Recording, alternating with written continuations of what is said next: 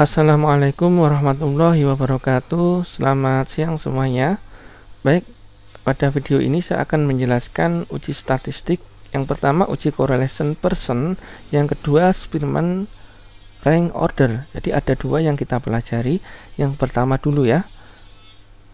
Oke, yang pertama uji correlation person. Jadi uji correlation person ini bertujuan untuk mengetahui seberapa kuat hubungan antar variabel dan bagaimana arahnya. Jadi seberapa kuat hubungan antar variabel. Jadi nanti ada rentangannya begitu. Misalkan sangat kuat, itu rentangan berapa sampai berapa, kuat, sedang, lemah, sangat lemah. Jadi tinggal kita ambil referensi dari siapa, begitu ya. Baik, yang kedua, di sini bagaimana arahnya. Jadi arahnya sesuai dengan poin yang kedua ini, arah hubungannya ditunjukkan dengan hubungan positif atau negatif. Misalkan ini penelitian ingin mengetahui apakah ada hubungan antara motivasi belajar dengan prestasi belajar, ya. Jadi misalkan hubungan positif ini artinya jika motivasi belajar tinggi, maka prestasi belajar juga tinggi, begitu. Dan sebaliknya, ini negatif, ini jika motivasi belajar tinggi, maka prestasi belajar siswa rendah. Nah, itu berarti hubungannya negatif. Jadi ada dua ya. Kalau positif itu sama tinggi, maka motivasi tinggi, maka prestasinya juga tinggi. Kalau negatif itu sebaliknya, gitu ya. Oke. Kemudian semua variabel memiliki kedudukan yang sama. Dan ada variabel yang mempengaruhi atau variabel yang dipengaruhi. Jadi kedudukan antar dua variabel itu sebenarnya sama. Kalaupun ditulis independen dan dependen itu hanya untuk permudah saja. Tapi pada konsep atau intinya kedua variabel itu kedudukannya sama. Ya.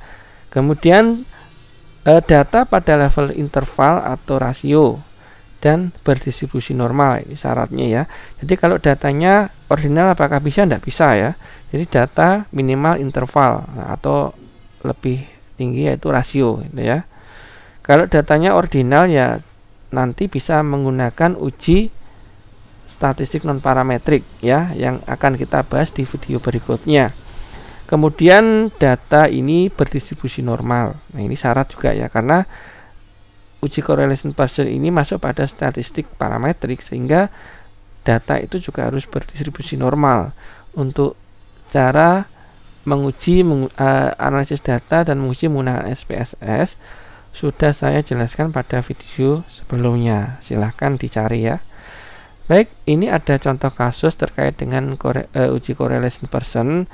Contohnya ya, seorang mahasiswa ingin mengetahui hubungan antara motivasi dengan prestasi belajar siswa. Nah, jadi peneliti atau mahasiswa ini ingin mengetahui hubungan antara motivasi dengan prestasi belajar siswa.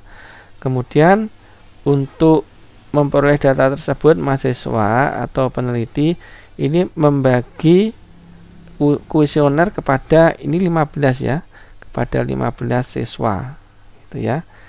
Jadi disiapkan dulu kuesioner atau angketnya untuk mengambil data. Di sini yang saya contohkan yaitu 15 siswa.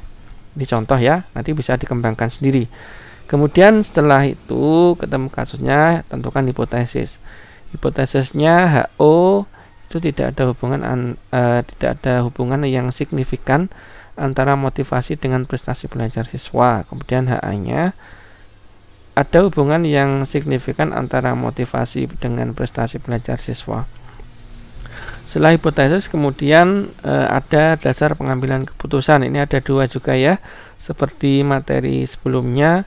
Untuk mengambil keputusan itu bisa melihat nilai signifikansi. Kemudian yang kedua ini bisa berdasarkan nilai R hitung. Jadi dibandingkan ya antara R hitung dengan R tabel. Untuk R tabelnya nanti sudah saya siapkan ya. Ini ya, jadi dasar pengambil keputusan yang pertama dulu yaitu nilai signifikan. Jadi gini, jadi jika nilai signifikan tutile, karena dua arahnya tutile, lebih kecil dari 0,05, maka terdapat korelasi antar variabel yang dihubungkan. ya. Kemudian jika nilai signifikan totalnya lebih besar dari 0,05, maka tidak terdapat korelasi antar variabel. Jadi tidak ada hubungannya ya. Tadi kan motivasi dengan prestasi. Kalau nilai signifikannya itu lebih besar dari 0,05 berarti tidak ada hubungan. Nah, kemudian jika lebih kecil dari 0,05 maka terdapat hubungan yang signifikan atau ada korelasi. Kemudian untuk yang kedua yaitu berdasarkan nilai R hitung. Ini sebaliknya ya, kalau nilai signifikan jika lebih kecil itu ada hubungannya ya. Tapi kalau melihat atau membandingkan R hitung dengan R tabel, itu jika R hitung lebih besar dari R tabel maka terdapat korelasi gitu, lebih besar ini intinya. Kalau lebih kecil, ini lebih kecil ya, kalau lebih kecil dari R tabel maka tidak terdapat korelasi antar variabel. Jadi nggak ada hubungannya kalau R hitungnya lebih kecil dari R tabel. Jadi pada prinsipnya antara nilai signifikan dengan membandingkan antara R hitung dengan R tabel itu kebalikannya ya.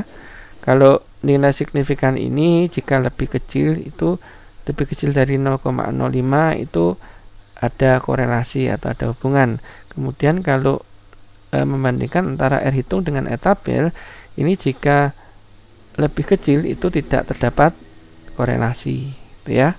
Ini perlu diingat. Kemudian pedoman derajat hubungan. Jadi untuk mengetahui seberapa kuat pengaruh seberapa kuat hubungan antara motivasi dengan prestasi belajar siswa, itu ada rentangannya ya. Nah, ini bisa Anda cari referensi lain ya. Yang terpenting ada referensinya, tidak ada masalah. Ini saya ambil dari bukunya Sugiono. Ini ya, ada rentangan yang pertama, jika nilai persen correlation-nya antara 0,00 sampai dengan 0,199, ini berarti sangat rendah. Kemudian sampai yang terakhir ini, jika correlation-nya 0,8 sampai dengan 1, itu sangat kuat. Jadi tergantung nanti nilainya berapa ya. Kemudian arah hubungan seperti yang sudah saya singgung di awal tadi, bahwa dilihat dari tanda koefisien korelasi. Jika tanda negatif atau min, ini berarti apabila variabel X tinggi maka variabel Y rendah. Kalau positif berarti apabila variabel X tinggi maka variabel Y juga tinggi mengikuti. Berarti hubungannya itu positif ya. Nah, ini ya, saya kira untuk teorinya seperti ini. Supaya lebih jelas, mari kita praktek ya. Kita siapkan dulu datanya terkait dengan uji correlation person ini. Sudah saya siapkan ya. Di sini ada 15 responden ya. Jadi ada 15 siswa yang digunakan untuk uji coba ya. Oke, kita masukkan dulu datanya di SPSS. Ini correlation person ada 15. Ini contoh ya, nanti bisa kalian kembangkan sendiri. Nah, ini contohnya. Ini saya hapus dulu. Oke, saya hapus. Kemudian saya paste di sini ya. Nah, ini sama, ini seperti sebelumnya. Ini X, Y. X itu motivasi dan Y prestasi belajar. Kemudian desimalnya defaultnya kan 2, ini silakan diganti 0. Kemudian untuk ini measure-nya scale semua ya, karena skalanya interval ya, interval atau rasio kan sebagai syarat ya. Baik, yang pertama kita uji dulu ya, apakah data ini normal atau tidak. Ini caranya, explore, kemudian kita reset dulu. Nah, ini kan ada dua yang motivasi dan prestasi, kita arahkan ke dependent list. Jika sudah, kita klik plot, kita centang normality plot with test. Nah, ini untuk mengetahui apakah data normal atau tidak. Klik continue kalau sudah, klik OK. Nah, ini wajib kita uji dulu ya, karena kalau data tidak normal maka bisa menggunakan statistik non parametrik. Jadi tidak bisa dilanjutkan ke statistik parametrik uji person ini ya. Nah, kita lihat datanya. Karena respondennya di bawah 50 atau kurang dari 50, maka pakai Shapiro-Wilk. Kalau lebih besar, pakai Kolmogorov-Smirnov. Nah, dari nilai signifikan ini, seperti video sebelumnya ya, jika nilainya lebih besar dari 0,05, maka data tersebut berdistribusi normal. Kita lihat motivasi dan prestasi. Jadi, kedua data tersebut lebih besar dari 0,05. Jadi, dapat kita simpulkan bahwa data motivasi dan prestasi belajar siswa ini berdistribusi normal, sehingga bisa kita lanjut ke uji correlation person ya.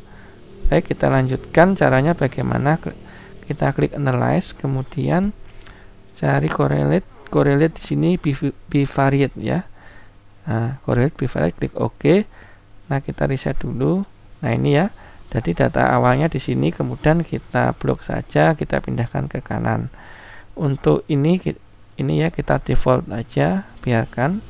Kemudian perhatikan di sini, karena kita mencari personnya, maka kita centang person. Total ini dua arah dan ini kita centang. Kalau sudah, kita klik OK. Nah, kita tunggu hasilnya. Hasilnya adalah ini ya. Nah, ini sudah jelas ya. Ini ada hasil korelasinya antara motivasi dengan prestasi. Mari kita lihat dulu ya. Yang pertama, kita bandingkan dengan nilai signifikan. Ini ya, nilai signifikan tadi ini untuk dasar pengambilan keputusan. Jika nilai signifikan total lebih kecil dari 0,05, maka terdapat hubungan atau korelasi antar variabel yang dihubungkan. Kita lihat ya, hasil output SPSS di sini antara motivasi dengan prestasi belajar. Kita lihat sig totalnya di sini 0,000. Nah, ini artinya lebih kecil dari 0,05, sehingga dapat disimpulkan bahwa terdapat hubungan antara motivasi belajar dengan prestasi belajar siswa. Ini cara yang pertama ya. Kemudian cara yang kedua, kita lihat menggunakan atau membandingkan antara R hitung dengan R tabel. Kita lihat di sini R hitungnya 0,954. Kemudian kita lihat R tabelnya ada berapa, karena di sini kan N-nya ada 15 ya. Kita buka dulu. Nah, ini tabel R ya. Kita kan dua arah ya. Kita pakai yang ini, taraf signifikansi 0,05. Dengan jumlah responden 15. Ini DF itu N-2 ya, jadi respondennya tadi kan berapa? 15 ya, jadi kurang 2 ada 13. Tinggal kita luruskan dari ini ya, kita blok saja 0,05 ya, atau 5% sampai sini. Kemudian karena DF nya 13, maka kita tandai di sini ketemu. Nah, jadi sudah ketemu untuk nilai R tabelnya, yaitu 0,514. Coba kita bandingkan dengan ini ya, R hitungnya 0,959, yang artinya R hitung itu lebih besar dari R tabel. Ini ya, ini kan 0,514. Untuk R hitungnya 0,959, R hitung lebih besar ya. Kita lihat di PPT di sini R hitung lebih besar dari R tabel, sehingga dapat disimpulkan bahwa terdapat hubungan atau ada hubungan antara motivasi dengan prestasi belajar siswa. Gitu ya. Tuh. Terus kemudian yang kedua, kita kembali ke PPT. Di sini untuk melihat derajat hubungan. Nah, ini kita lihat ya. Kita lihat di sini tadi hasil outputnya di sini kan 0,959 ya. Nah, 0,959 kita lihat di sini.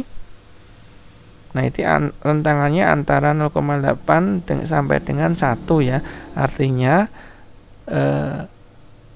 hubungannya itu sangat kuat ya, mendekati 1. Jadi hubungan antara motivasi dengan prestasi belajar siswa itu sangat kuat. Nah, kemudian yang terakhir itu arahnya. Kita lihat tanda di sini ya. Di sini itu positif ya. Positif, jadi artinya kalau positif itu apabila variabel X tinggi maka variabel Y juga tinggi. Berarti